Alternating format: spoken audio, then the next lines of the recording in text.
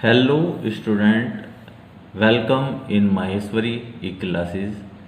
We shall study about passive voice. The topic is where by is not used in passive voice. कुछ वाक्यों में verb के पश्चात passive voice में by के स्थान पर अन्य प्रीपोजिशंस का प्रयोग होता है। अभी तक हमने पैसिव वॉइस में जब सब्जेक्ट का ऑब्जेक्ट बनाते हैं तो नए ऑब्जेक्ट से पहले बाई का प्रयोग करते हैं, परंतु कुछ प्रीपोजिशंस ऐसी होती हैं जिनमें बाई के स्थान पर अन्य प्रीपोजिशन का प्रयोग होता है। ये लिस्टिंग हमने कर रखी है। जैसे अगर कहीं अलार्म्ड आ जाता है तो बाई के स्थान पर एट का प्रयोग करेंगे। एन्योर्ड आता है तो एट का प्रयोग होगा। सरप्राइज्ड आता है तो भी एट का प्रयोग होगा। एस्टोनिश्ड आता है तो एट का प्रयोग होना है, और डिसअपॉइंटेड है तो एट का प्रयोग। तो ये सब, और शॉक्ड है, शॉक्ड के साथ भी एट का प्रयोग। तो ये एट वाले हमने लिस्टिंग कर रखी है कि ये वर्ब ऐसे हैं कि जिनके साथ एट का प्रयोग होगा। अब आगे देखिए, कंटेंड अगर आ जाता है तो इनका प्रयोग होना है। इंटरेस्टेड अगर आ जाता है तो इनका प्रयोग होगा, और अगर नोन आ जाता है तो नोन के साथ टू का प्रयोग होगा। ऑब्जलाइड अगर होता है तो टू का प्रयोग होगा, और यदि प्लीज्ड है तो विद का प्रयोग होएगा, और सेटिस्फाइड के साथ विद का, और चार्म्ड के साथ भी विद का, लाइन्ड के साथ विद का। डिस्प्लीज्ड विद ए पर्सन, यदि डिस्प्लीज्ड जो हुआ जा रहा है, क्रोधित हुआ जा रहा है, वो किसी व्यक्ति के द्वारा क्रोधित हुआ जा रहा है, तो उसके साथ हम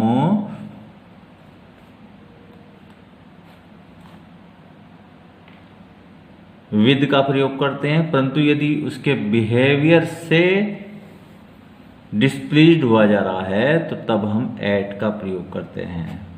यदि मैरिड विद ए गर्ल, यदि लड़की के साथ शादी है तो मैरिड के साथ विद का प्रयोग होता है, और यदि बॉय है तो उसके साथ टू का प्रयोग होता है। प्लीज्ड के साथ विद का प्रयोग होना है यदि प्लीड के साथ पर्सन आया है, कोई व्यक्ति आया है, परंतु अगर बिहेवियर आया है तो एट का प्रयोग होगा।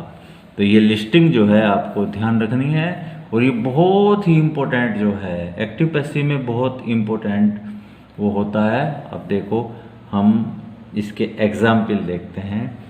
माई result of high school alarms me. Alarms, तो अलार्म के साथ बाई के स्थान पर एट का प्रयोग होता है, और सभी नियम एज इट इज हैं। तो जैसे माई रिजल्ट ऑफ हाई स्कूल, ये हमारा सब्जेक्ट है और मी ऑब्जेक्ट है। तो जब मी को हम ऑब्जेक्ट का सब्जेक्ट बनाते हैं तो मी के स्थान पर आई का प्रयोग हो गया। और चूंकि प्रेजेंट इंडेफिनिट है, प्रेजेंट इंडेफिनिट में पैसिव वॉइस में इज आर एम का प्रयोग होता है, तो आई के साथ एम का प्रयोग होगा। तो I am alarmed, third form का प्रयोग हुआ, और अलार्म्ड के साथ ये बाई के स्थान पर कौन सी लिस्टिंग में है, एट का प्रयोग हो रहा है। तो I am alarmed at my result of high school. Next second जो इसका सेंटेंस है, my behaviour annoyed me very much. अब इसमें देखिए ये वर्ब आया है एन्योर्ड। एन्योर्ड के साथ हमें एट का प्रयोग करना है। अब वही सब्जेक्ट ऑब्जेक्ट छांटिए, हिज बिहेवियर, ये सब्जेक्ट है और मी ऑब्जेक्ट है। ये तो सब्जेक्ट हो गया हिज बिहेवियर, और मी हो गया ऑब्जेक्ट। तो मी का आई बन गया। और टेंस कौन सा है, ये है पास्ट इंडेफिनिट। तो पास्ट इंडेफिनिट में जो पैसिव वॉइस की हेल्पिंग वर्ब होती है वो वाज या वर्ब होती है। तो चूंकि मी का आई हो गया है तो आई के साथ वाज का प्रयोग होना है। तो आई वॉज एन्योर्ड, एन्योर्ड के साथ प्रीपोजिशन एट का प्रयोग। एन्योर्ड और अब ये सब्जेक्ट का जो ऑब्जेक्ट होना है, तो I was annoyed at his behaviour very much. अब नेक्स्ट हम देखते हैं नंबर 3 क्या है कि हिज फेलियर एस्टोनिश्ड मी। देखिए हिज फेलियर ये हमारा सब्जेक्ट है और मी ऑब्जेक्ट है, और ये कौन से टेंस का वाक्य है, ये पास्ट इंडेफिनिट टेंस का वाक्य है। इसमें वाज या वर का प्रयोग होना है। अब मी का, जब हम मी का ये जो ऑब्जेक्ट है, ऑब्जेक्ट का सब्जेक्ट बनाते हैं, तो मी का हो जाता है आई के साथ वाज का प्रयोग हो गया। अब एस्टोनिश्ड के साथ हमें बाई के स्थान पर एट का प्रयोग करना है, तो I was astonished at his failure. अब 4th सेंटेंस जो है हमारा क्या है, श्रीमती इंदिरा गांधीज डेथ सरप्राइज्ड। तो सरप्राइज्ड के साथ हमने जो लिस्टिंग कर रखी है, सरप्राइज्ड के साथ एट का प्रयोग होना है, तो वही सब्जेक्ट ऑब्जेक्ट छांट लीजिए। तो श्रीमती इंदिरा गांधीज डेथ ये सब्जेक्ट है, द होल कंट्री ये ऑब्जेक्ट है, तो ऑब्जेक्ट शुरू में आ गया द होल कंट्री, और इसके साथ वाज का प्रयोग। सरप्राइज्ड के साथ बाई के स्थान पर हम क्या करेंगे, एट का प्रयोग करेंगे। The whole country was surprised at Shrimati Indira Gandhi's death. 5th हमारा जो सेंटेंस है, my success did not disappoint my parents. अब देखिए माई सक्सेस ये सब्जेक्ट है, माई पेरेंट्स ये ऑब्जेक्ट है, परंतु इसमें आया है डिसअपॉइंट। डिसअपॉइंट के साथ हमें एट का प्रयोग करना है, बाई के स्थान पर एट का प्रयोग करना है। तो माई पेरेंट्स, चूंकि ये जो सेंटेंस है ये पास्ट इंडेफिनिट का है, पास्ट इंडेफिनिट का नेगेटिव सेंटेंस है, तो माई पेरेंट्स वर्ड लग गया, my parents were not disappointed. Disappointed के साथ कौन सी वर्ब लगेगी, एट लगेगी बाई के स्थान पर, तो my parents were not disappointed at my success. Next sentence देखिए, my bag contains many books. इसमें सब्जेक्ट कौन सा है, माई बैग ये हमारा सब्जेक्ट है, मैनी बुक्स ये ऑब्जेक्ट है। अब ये ध्यान रखना, देखो कंटेन्स आ रहा है, तो कंटेन्स के साथ हमें बाई के स्थान पर इन का प्रयोग करना है, और जो पैसिव वॉइस के जो लॉज हैं वो एज इट इज हैं, क्योंकि ये कौन से टेंस का वाक्य है, प्रेजेंट इंडेफिनिट का है, तो इसकी जो हेल्पिंग वर्ब है वो इजारम होगी। तो मैनी बॉयज, मैनी बुक्स ये प्लूरल है, तो आर का प्रयोग हो गया, तो many books are. Third form contain की थर्ड फॉर्म कंटेन्ड, और कंटेन्ड के साथ मैंने बताया था कि इन का प्रयोग होगा, तो contained in my bag. Next, this news interest me.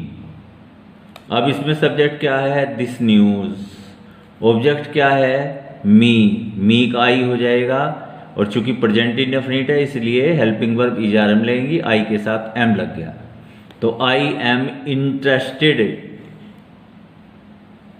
Interest की थर्ड फॉर्म इंटरेस्टेड, और ये ध्यान रखना है कि इंटरेस्टेड के साथ इनका प्रयोग होता है, तो इंटरेस्टेड दिस न्यूज। ये सेंटेंस आप देख रहे हैं, नोन वाला काफी इंपॉर्टेंट है। You know me very well, you हमारा सब्जेक्ट है, मी ऑब्जेक्ट है, तो मी को जब हम स्टार्टिंग में लाए तो आई हो गया, और चूंकि ये प्रेजेंट इंडेफिनिट का वाक्य है तो इसके साथ इजारम का प्रयोग होना है, तो आई एम नोन, तो नो के साथ हमें वर्ब टू का प्रयोग होना है, तो आई एम नोन टू, अब ये सब्जेक्ट का ऑब्जेक्ट बना दिया, to you very well. Next जो सेंटेंस है, यू विल ऑब्जलाइज हिम। इसमें सब्जेक्ट ऑब्जेक्ट छांटिए, ये यू सब्जेक्ट है और हिम ऑब्जेक्ट है, तो हिम का हो जाएगा ही। तो ही, ये आपने देखा कि यू सब्जेक्ट है और मी ऑब्जेक्ट है, तो मी का आई हो गया, आई के साथ एम लग गया, आई एम। नो की थर्ड फॉर्म नॉन, और मैंने बताया था कि नो के साथ टू का प्रयोग होगा, तो I am known to you very well. इसके बाद ये था you will obliged him. You हमारा सब्जेक्ट है, हिम ऑब्जेक्ट है, तो हिम का ही हो जाता है, तो ही विल बी, क्योंकि फ्यूचर इंडेफिनिट है तो इसलिए विल बी का प्रयोग, तो ही विल बी ऑब्जलाइज्ड। ऑब्जलाइज्ड के साथ टू का प्रयोग होना है बाई के स्थान पर, तो टू बाई हटा दिया, तो he will be obliged to you. Next है ही सेटिस्फाइड एवरीबॉडी। तो सेटिस्फाइड ये शब्द आया है, सेटिस्फाइड, तो इसके साथ विद का प्रयोग होना है। अब सब्जेक्ट छाड़ देते हैं, ही जो है हमारा सब्जेक्ट है, एवरीबॉडी ऑब्जेक्ट है, तो ऑब्जेक्ट शुरू में ले आए। एवरीबॉडी पास्ट इंडेफिनिट है, तो वाज या वर का प्रयोग होना है हेल्पिंग वर्ब का, तो एवरीबॉडी के साथ वाज। सेटिस्फाइड, सेटिस्फाइड के साथ विद का प्रयोग हुआ, विद, और ही जब ऑब्जेक्ट बनेगा तो हिम में बदल जाएगा। Next, his behaviour will pleased everybody. तो इसमें सब्जेक्ट छांटिए हिज बिहेवियर, ऑब्जेक्ट छांटिए एवरीबॉडी, तो एवरीबॉडी शुरू में आ गया, एवरीबॉडी, और फ्यूचर इंडेफिनिट है तो विल बी प्लीज्ड, तो प्लीज्ड, और चूंकि बिहेवियर है, बिहेवियर के साथ प्लीज्ड में विद का प्रयोग होता है, तो everybody will be pleased with his behaviour.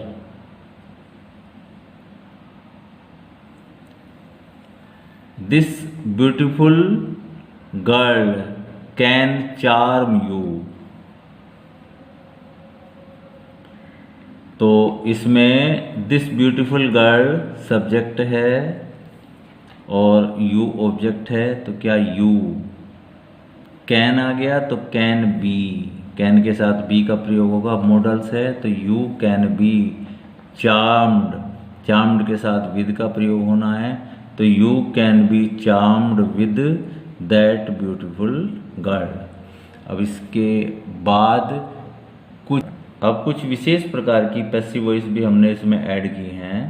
इसमें आपको ध्यान रखना होगा कि कुछ पैसिव वॉइस कैसी होती हैं, स्टार्टिंग में देयर आता है, फिर वर्ब आता है, और फिर नाउन जो सब्जेक्ट होता है, और इन्फिनेटिव आता है। इन्फिनेटिव मीन्स के टू और वर्ब की फर्स्ट फॉर्म।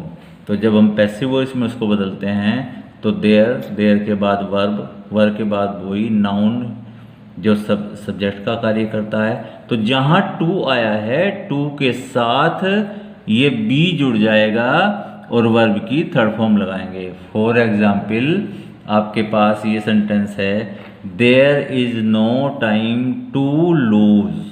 देखिए देयर से स्टार्ट हो रहा है, देयर के बाद ये इज वर्ब आई भी है, फिर ये हमारा सब्जेक्ट है, सब्जेक्ट के बाद ये हमारा इंफिनिटिव है, यानी टू और वर्ब की फर्स्ट फॉर्म। तो बस हमें क्या करना है इसमें कि टू के बाद, ये जो टू है, टू के बाद बी लगाना है और वर्ब की थर्ड फॉर्म लगानी है। तो क्या हो जाता है, there is no time, to के बाद बी लगा दिया हमने और वर्ब की थर्ड फॉर्म, लूज की थर्ड फॉर्म होती है लॉस्ट। अब नेक्स्ट सेंटेंस है, there is no money to waste. तो देख लीजिए ये भी एज इट इज है, देयर सब्जेक्ट है, फिर उसके बाद वर्ब है, नो मनी ये नाउन है, और ये टू वेस्ट ये क्या है, ये हमारा इंफिनिटिव है, अर्थात टू और वर्ब की फर्स्ट फॉर्म। तो इसमें भी आपको क्या करना है, देखो इतना मटेरियल ये एज इट इज रहता है, टू के बाद आपको बी लगाना है और वर्ब की थर्ड फॉर्म लगानी है। तो क्या बन जाएगा, कैसे बनता है, there is no money to be waste की थर्ड फॉर्म वेस्टेड। अब जो नेक्स्ट आपको ध्यान रखना है वो ये है कि कुछ सेंटेंस में इंफिनिटिव तो आएगा परंतु विदाउट टू आएगा।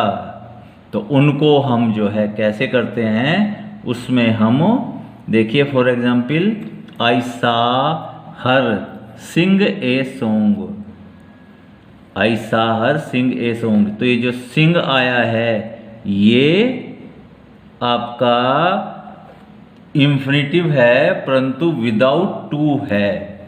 तो अब आप सब्जेक्ट छांटिए, सब्जेक्ट है आई, ऑब्जेक्ट है हर, तो हर का क्या हो जाता है सी, और ये पास्ट इंडेफिनिट है इसलिए वाज या वर का प्रयोग हेल्पिंग वर्ब के रूप में होना है।